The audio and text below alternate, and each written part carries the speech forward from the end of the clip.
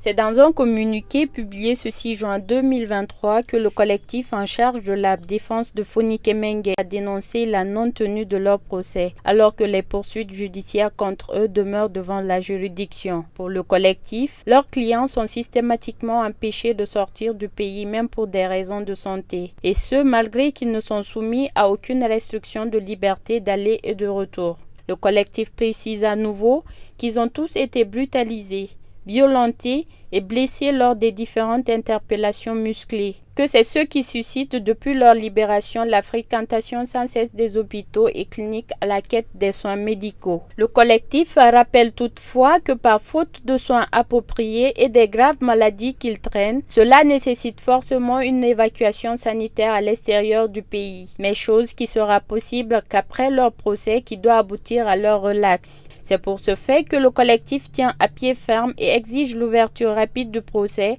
à défaut de permettre une sortie en toute liberté du territoire de Fonikè Menguè, Ibrahim Diallo et Cheikh Yaya Bari pour des raisons de santé. Le collectif en charge de leur défense précise dans ce même communiqué publié sur le site de nos confrères de Mosaïque Guinée qu'aucune poursuite judiciaire et pour quelque motif que ce soit ne peut faire obstacle au droit à la santé d'une personne en conflit avec la loi. Il faut noter que cet appel intervient à un mois après le rejet par la Cour suprême du pouvoir en cassation introduit par Monsieur le procureur général et le renvoi des dossiers devant le tribunal de première instance de Dixine. Aux dernières nouvelles, le président du tribunal de première instance de Dixine, Ibrahima Sori II Tunkara, a ordonné la tenue de ce procès, qui se tiendra dans le nouveau palais de justice situé dans l'enceinte de la cour d'appel.